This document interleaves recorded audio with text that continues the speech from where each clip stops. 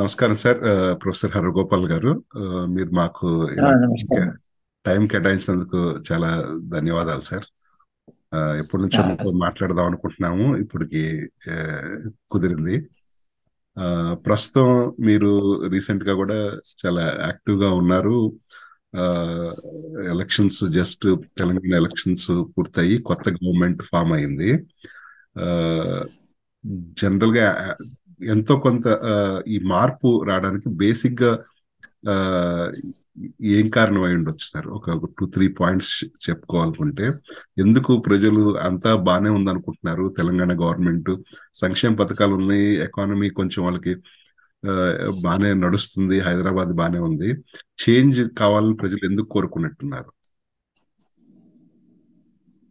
ఉమ్, అంటే ఒకటి జరిగిందిలేండి. ఈ సంక్షేమ పథకాలు ఏవైతే ప్రభుత్వాలు అంటే టిఆర్ఎస్ ప్రభుత్వము అమలు చేసిందో, ఇది 75 ఏళ్లుగా మనము ఈ సంక్షేమ కార్యక్రమం ఇందిరాగాంధీ కాలం నుంచి ఈ సంక్షేమ కార్యక్రమాల ఈ అమలు తర్వాత వాటి ప్రకటనలు ఇవి మనకు జరుగుతూనే ఉంది. సో ప్రజలకు సంక్షేమ కార్యక్రమాలు అనేది కొత్త కాదనుకోండి. అయితే ఈ న్యూ లిబరలిజం వచ్చిన తర్వాత అంటే 80-90 నుంచి ఈ సంక్షేమ కార్యక్రమాలను కూడా కుదించాలి అనేటువంటి ఒక ప్రయత్నము. అంటే మన్మోహన్ సింగ్ గారి కాలంలో నో ఫ్రీ లంచెస్ అని కూడా ఆక్స్ఫర్డ్ లేదా క్యాంబ్రిడ్జ్ యూనివర్సిటీలో చదువుకున్న పుస్తకాల్లో టెక్స్ట్ బుక్స్ లో ఇక్కడ ఉంటాయి నో ఫ్రీ లంచెస్ అని. అది నో ఫ్రీ లంచెస్ అన్నప్పుడు మీరు ఫుల్ ఎంప్లాయ్మెంట్ ఉండాలి, జనానికి ఆదాయాలు ఉండాలి, మినిమమ్ క్వాలిటీ ఆఫ్ లైఫ్ ఉండాలి, అప్పుడు మీరు సరే నో ఫ్రీ లంచెస్. పావర్టీ ఉన్న దేశంలో ఇంత పేదరికము తర్వాత ఇప్పటికీ అందరికీ కడుపు నిండా తిండి లేనప్పుడు మేము సంక్షేమ పథకాలు ఈ ఫ్రీ రైసు లేకపోతే పబ్లిక్ డిస్ట్రిబ్యూషన్ సిస్టము మూసేస్తాం, ఇది అది ఈ దేశంలో అది సాధ్యం కాదు. అంటే ఎన్నికల రాజకీయాలు ఉన్నదాకా ఏదో ఒక రకంగా ప్రజల సంక్షేమాన్ని చూసుకోవడం అనేది అనివార్యమైంది. సరే తెలంగాణ రాష్ట్రం వచ్చిన తర్వాత కొంత సర్ప్లస్ బడ్జెట్ రావడం వలన ఈ కేసీఆర్ కి మొత్తంగా ఈ ఫైనాన్స్ సరిగా అర్థం కాకపోనండి, లేదా తనకు సడన్ గా సర్ప్లస్ బడ్జెట్ వచ్చింది కాబట్టి తాను ఇష్టం వచ్చినట్టుగా ప్రకటనలు చేయడము, సంక్షేమ కార్యక్రమాలని అవసరం ఉన్నవి అవసరం లేనివి వాటిని దానికి సరిగ్గా ప్లాన్ చేయకపోవడం అది చేశారు. సరే మొత్తం మీద ఆ కాలంలో జరిగిన అభివృద్ధిలో ఈ విలేజ్ ట్యాంక్స్ వాటిని కాస్త ఇంప్రూవ్ చేశారు. అంటే అవి మైనర్ ఇరిగేషన్ చాలా నెగ్లెక్ట్ అయింది, కొంత water ground water level improve అయ్యాయి. సరే కొన్ని ప్రాజెక్టులు కట్టడానికి ఇప్పుడు పాలమూరు రంగారెడ్డి ప్రాజెక్టు కట్టాలంటే దాన్ని మధ్యనే ఆపేసి అది మొదలు చేశారు, మొదలు పెట్టారు.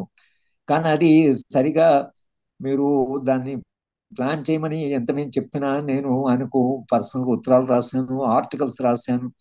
ఆయనది ఏమిటంటే ఒంటరి అంటే ఇక తన ఒంటెద్దులాగా పోవడం అనేది ఆయన నేచర్ లోనే ఉంది. అది ఇంకా మనం ఏమి హెల్ప్ చేయలేము, is a part of his personality. ఆ పర్సనాలిటీతో భాగం కాబట్టి ఆయన ఎవరి మాటలు వినకుండా తనకు తోచింది చేశాడు. అక్కడ నుంచే కాళేశ్వరం అన్నారు, కాళేశ్వరాన్ని చాలా వేగంగా చేయాలని దాన్ని కాస్త తొందర చేస్తే దాంట్లో లోపాలు వచ్చాయి, ఇది ఒక పార్ట్. సెకండ్ పార్ట్ ఏమిటంటే ఆయన ఇచ్చిన రైతు బంధు కానీ దళిత బంధు కానీ ఇలాంటి షాదీ ముబారక్ అని లేకపోతే కళ్యాణ లక్ష్మి అని ఈ పిల్లలు పుట్టినప్పుడు చీఫ్ మినిస్టర్ కిట్ అని తర్వాత కొంత ఆరోగ్యంగా కళ్ళను చెక్ చేయించడం, ఇలాంటివి చాలా కార్యక్రమాలు ఆయన చేశారు. అయితే ఈ అభివృద్ధి ఏదైతే అంటే ఇప్పుడు ఈ రైతు బంధు కానీ లేకపోతే ప్రజలకు ఇచ్చినటువంటి ఓల్డ్ ఏజ్ పెన్షన్ కానీ ఇవాళ పబ్లిక్ పర్సెప్షన్ లో ఇవి ప్రభుత్వము తమకిస్తున్నటువంటి సంక్షేమము, తర్వాత ఈ సంక్షేమము ప్రభుత్వం యొక్క దయా దాక్షిణ్యాల మీద ఇస్తున్నారని కొంతకాలం అనుకునేవాళ్ళు. ఎందుకంటే ఇందిరాగాంధీ ఇలాగే సంక్షేమ కార్యక్రమం ఇస్తే మా అమ్మ మాకు సహాయం చేస్తుందని అట్లా తల్లి పిల్లలకు ఉండే సంబంధం లాగా దాన్ని చూశారు. కానీ రాను రాను సంక్షేమ కార్యక్రమాలు అనేవి ఏదో ప్రభుత్వము దయాదాక్షిణ్యాలతో చేసింది కాదు, ఇది మన హక్కు. మనము చాలా కష్టపడితే దేశంలో సంపద పెరిగితే ఆ సంపద నుంచి మనకు కొంత వాటా ఇస్తున్నారు, వాళ్ళ జేబుల్లోంచి ఇవ్వడం లేదు, ఇది వాళ్ళ వ్యక్తిగతమైనటువంటి సంపద కాదు అనేటువంటి ఒక అవగాహన ఏదైతుందో అది పెరుగుతున్నది. దానివలన ఈ సంక్షేమ కార్యక్రమాలు ఏవైతే వీళ్ళు ఇచ్చారో, తెరాస ప్రభుత్వము ఇచ్చారో, మనము జనానికి దగ్గరికి వెళ్ళి అడుగుతూ, మరి మీకు పెన్షన్ ఇచ్చారు కదా, లేకపోతే మీకు ఈ సహాయాలు చేశారు కదా అంటే, ఎవరి కొరకు చేశారండి? ఏం వాళ్ళు ఇంట్లో నుంచి ఇస్తున్నారా? వాళ్ళు ప్రభుత్వం డబ్బులు ఎక్కడి నుంచి వస్తాయి? అది ప్రజల డబ్బులే కదా, మా డబ్బులే మాకు ఇస్తున్నారు కదా అనేటువంటి ఒక అవగాహన వచ్చింది. దీనివలన సంక్షేమ కార్యక్రమాలు ఇస్తే మనకు ఓట్లు పడతాయి అనేటువంటి దశ కొద్దిగా దాటినట్టుగా మనకు కనిపిస్తుంది. ఇవాళ కాంగ్రెస్ ప్రభుత్వం కూడా కొన్ని సంక్షేమ కార్యక్రమాలు చేస్తూ ఉంటున్నారు, వాళ్ళు రైతు బంధును ఇంకా కొంత డబ్బులు ఎక్కిస్తూ ఉంటున్నారు, ఇదంతా చేస్తున్నారు. కానీ ప్రజల యొక్క పర్సెప్షన్ లో, ప్రజల అవగాహనలో, వాళ్ళ కాన్షియస్నెస్ లో ఒక మార్పు వచ్చింది. కనుక వాళ్ళు ఏం చేశారంటే, సరే సంక్షేమ కార్యక్రమాలు ఇచ్చారు కానీ మా పిల్లలకు ఉద్యోగాలు రాలేదు, మా పిల్లలకే ఉద్యోగాలు వస్తే మాకు ఎంతో సహాయం జరిగేది, పిల్లలే మమ్మల్ని చూసుకునేవాళ్ళు, ఈ పెన్షన్ బదులుగా పిల్లలకు ఉద్యోగాలు ఇస్తే పోయేది కదా. Unemployment became a major problem in every house. 30 లక్షల మంది దాకా ఎడ్యుకేటెడ్ అన్ఎంప్లాయిడ్ మన దేశంలో, మన రాష్ట్రంలో ఉన్నారు. ఈ 30 లక్షల మంది పిల్లలకి ఏదో ఒక ఉపాధి కల్పించగలిగి ఉంటే వాళ్ళ కుటుంబాన్ని వాళ్ళు చూసుకునే వాళ్ళు కదా అనేది తల్లిదండ్రులు ఎవరైతే ఈ పెన్షన్ తీసుకుంటున్నారో వాళ్ళు వాదిస్తున్నారు. ఇలా నిజంగా జరగవలసింది ఏం జరిగిందంటే, ఒకవేళ ఇప్పుడు మీరు దళిత బంధు అనే కార్యక్రమం ఇచ్చారు, 10 లక్షలు అని ప్రకటించారు. మీరు అందరికీ 10 లక్షలు ఇవ్వలేరు, అంత బడ్జెట్ ఉందా, ఆదాయం ఎక్కడి నుంచి వస్తుంది ఆలోచించకుండా ఒక మీరు జనరస్ గా 10 లక్షలు అంటే, నిజానికి దళితులకు కావాల్సింది, గ్రామంలో ఉండే పేదవాళ్ళకు కావాల్సింది ఇలా 10 లక్షలు 15 లక్షలు కాకుండా, మీరు 3 ఎకరాల భూమిని తెలంగాణ ఉద్యమ కాలంలో అయితే ప్రకటించారు, ఈ 10 లక్షలు 15 లక్షలు పెట్టి భూమి కొని ఒకవేళ వాళ్ళకు 2 ఎకరాలు 3 ఎకరాల భూమి ఇస్తే, భూమి అనేది అది కేవలము ఒక అంటే ఆదాయానికి వనరే కాకుండా అది ఆత్మ గౌరవానికి, ఒక స్వతంత్రంగా జీవించడానికి, మా జీవితం మేము జీవిస్తామనడానికి, తర్వాత తమ భూమి మీద వాళ్ళు పడే కష్టం ఏదైతుందో ఆ శ్రమను వాళ్ళు ఎప్పుడు లెక్క కట్టరు. తమ భూమి కాబట్టి 12 గంటలు పని చేసిన 14 ఆపర్చునిటీ కాస్ట్ కాకుండా ఇది మా భూమి మీద మేము కష్టపడుతున్నాము అనేటువంటి ఒక అవగాహన ఉంటుంది. కనుక మీకు ప్రొడక్టివిటీ కూడా పెరుగుతుంది. కానీ 3 ఎకరాల భూమిని పక్కకు నెట్టి 10 లక్షల రూపాయలు ఇచ్చారు. ఆ 10 లక్షల రూపాయలు ఏదో కొందరు ఆటోలు కొన్నారు, కొంత చిన్న షాపులు పెట్టుకున్నారు. కానీ నేను అనడం ఏంటంటే, సంక్షేమ కార్యక్రమాలు ఇవాళ తమ హక్కుని ఒకటి అనుకుంటున్నారు. రెండవది, మీరు ఇచ్చే సంక్షేమ కార్యక్రమాలకి మేము పబ్లిక్ పాలసీ చెప్పేటప్పుడు బ్యాక్వర్డ్ లింకేజెస్, ఫార్వర్డ్ లింకేజెస్ అంటాం.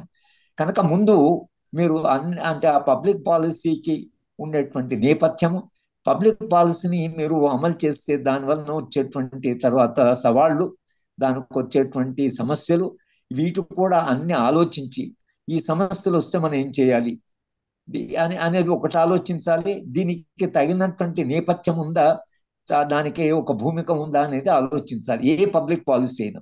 ఇదేమి లేదు. తెరాస ప్రభుత్వం చేసింది ఏమిటంటే, తమకు తోచిన క్యాబినెట్ కూడా కాదు, ముఖ్యమంత్రి గారికి ఏ ఆలోచన వస్తే, తన ఇష్టాల మీద తనకు ఒక ఆలోచన వస్తే అదే పబ్లిక్ పాలసీ అయిపోయింది. కానీ పబ్లిక్ పాలసీ ఫార్ములా, ఎందుకంటే నేను పబ్లిక్ పాలసీ చెప్తాను కాబట్టి, దానికి చేయవలసిన చాలా అంటే గ్రౌండ్ వర్క్ ఉంటుంది. ఆ గ్రౌండ్ వర్క్ చేయకుండా కొన్ని పాలసీస్ అనౌన్స్ చేశారు. కనుక మొత్తంగా జరిగింది ఏంటంటే, కొన్ని సంక్షేమ కార్యక్రమాలు ఇచ్చారు, సర్ప్లస్ బడ్జెట్ నుంచి మనము ఎంత డెఫిసిట్ బడ్జెట్ లో పడ్డామంటే 4 లక్షల కోట్ల దాకా అప్పు చేశారు. తర్వాత ఇది విపరీతమైనటువంటి, ఇవాళ తెలంగాణ ప్రభుత్వం, కొత్త ప్రభుత్వానికి అసలు అప్పు తీసుకోవడానికి ఏమాత్రము వెసులుబాటు లేనటువంటి ఒక పరిస్థితి వచ్చేసింది. ఎవరు కూడా వాళ్ళకు అన్ని బిల్డింగ్లను అన్నిటిని మార్టిగేజ్ ఇచ్చేసారు. 30 రోజులకి ఇచ్చే లోన్ కూడా తీసుకున్నారు ఎన్నికల సమయంలో. అంటే ఫైనాన్సెస్ లో విపరీతమైన క్రైసిస్ క్రియేట్ చేశారు. మనము చేసిన అప్పులకి ఏదైతుందో దాదాపు 20% బడ్జెట్ అప్పులకి ఇంట్రెస్ట్కే పోతుంది. కనుక మనము ఈ సంక్షేమ కార్యక్రమాలు ఇచ్చాం కాబట్టి మేము తప్పకుండా గెలుస్తాం అనేటువంటిది వాళ్ళు ఏదైతే ఊహించారో, వాళ్ళు అంచనా వేశారో అది మొత్తంగా తప్పైపోయింది. రెండవది, తెరాస ప్రభుత్వానికి ఈ సంక్షేమ కార్యక్రమాలే కాకుండా ఒక ఉద్యమంలో పాల్గొన్న నాయకుడు కాబట్టి తెలంగాణ యొక్క ఆత్మగౌరవము, తెలంగాణకు ఉండేటువంటి తర్వాత ఈ అస్తిత్వము, తెలంగాణ ఉద్యమంలో జరిగినటువంటి మన సంస్కృతి, మన చరిత్ర, మన సాహిత్యము, మన భాష అనేటువంటి చర్చ ఏదైతే జరిగిందో ఆత్మగౌరవంతో ప్రజలు జీవించాలి. ఆ ప్రాంతం వాళ్ళు ధనిక వర్గము మన మీద ఆధిపత్యం చెలాయించారు, మనము కాస్త స్వేచ్ఛగా మన పాలసీస్ మనం నిర్ణయించుకోవచ్చు అనేది తెలంగాణ ఉద్యమ కాలంలో జరిగినటువంటి ఒక చర్చ. కానీ తీరా తెలంగాణ వచ్చిన తర్వాత వీళ్ళు క్రమక్రమంగా వాళ్ళు ఈ తెలంగాణ అనేటువంటి అస్తిత్వాన్ని డైల్యూట్ చేసి వచ్చారు. మనం తెలంగాణ ఇప్పుడు అందశ్రీ లాంటి వాళ్ళు జయ హో తెలంగాణ జనని జయతే కేతనం అని రాసిన పాటలు కానీ, లేకపోతే జయరాజు కానీ, లేకపోతే మన గోరెట్టి వెంకన్న వీళ్ళు రాసిన పాటలు, చాలా మంది పాటలు రాశారు, చాలా మంచి పాటలు వచ్చాయి తెలంగాణ. ఆ పాటలన్నింటినీ ఎక్కడ పోయాయో తెలియదు. నిజానికి తెలంగాణ వచ్చిన కొత్తలో నేను మా ఊరికి మన అందశ్రీ గారిని తీసుకెళ్తే మా జూనియర్ కాలేజీలో పిల్లలు చాలా ఉత్సాహంగా ఆ పాట పాడారు, ఆయన రాసింది. తర్వాత హై స్కూల్ వాళ్ళు అందరూ వచ్చి లేలే మన ఊరు దాకా వచ్చారు, ఆయన హై స్కూల్ తీసుకెళ్ళాలి అని హై స్కూల్ తీసుకెళ్ళి హై స్కూల్లో దాదాపు 1000 మంది పిల్లలు ఒక ముక్త కంఠంతో ఆ పాటలు పాడారు, మన తెలంగాణ అని. ఈ తెలంగాణ ప్రైడ్ అనేది, ఈ తెలంగాణ ఐడెంటిటీ అనేది ఏదైతే తెలంగాణ ఉద్యమ కాలంలో వచ్చిందో దాన్ని ఎందుకు వదులుకున్నట్లు? ఒక సబ్ రీజనల్ పార్టీ, ఉప ప్రాంతీయ పార్టీ. మీరు తమిళనాడులో ఐడెంటిటీ చూస్తే ఇవాళ కూడా తమిళ్ ఐడెంటిటీ, తమిళ్ ప్రైడ్ అనేది అది ఏఐడిఎంకే కావచ్చు, అది డిఎంకే కావచ్చు. మీరు తెలంగాణ ఐడెంటిటీ కూడా అలా ఉంటే బాగుండేది.